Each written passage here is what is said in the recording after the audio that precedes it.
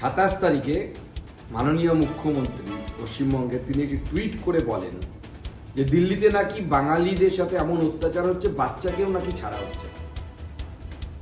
কি সেখানে অভিযোগ?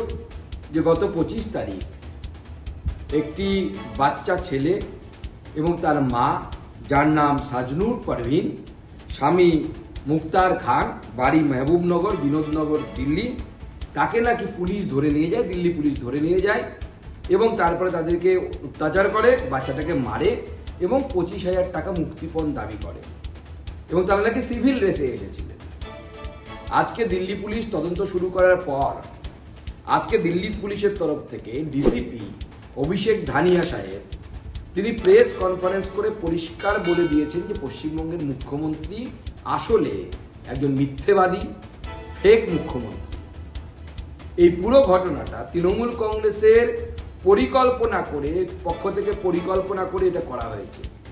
এই যে ভদ্রমহিলা সাজনুর পারভিন, তার আত্মীয় মালদায় যিনি থাকেন, তিনি তৃণমূল কংগ্রেসের সক্রিয় কর্মী এবং নেতা। তার প্ররোচনায় এই পারভিন ম্যাডাম তার ছেলেকে নিয়ে পুরো গল্পটা ফাঁদে। অথচ দেখা যাচ্ছে সিসিটিভিতে যে দুপুর 12:30টার সময় যে 4 জন পুলিশ কর্মীর কথা বলছেন যারা নাকি সিভিল ড্রেসে এসেছিল, সিসিটিভিতে দেখা যাচ্ছে যে পারভিন ম্যাডাম তার ছেলেকে নিয়ে একা একাই বেরোচ্ছেন স্বইচ্ছায়, অর্থাৎ ওখানে কোনো পুলিশ কর্মী তার বাড়িতে যায়নি।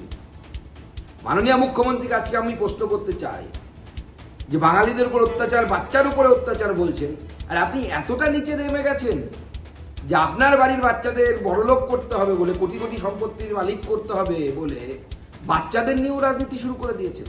আপনার লজ্জা লাগে না? এইরকম নির্লজ্জ মুখ্যমন্ত্রী, তার ক্ষমা চাওয়া উচিত গোটা দেশের কাছে।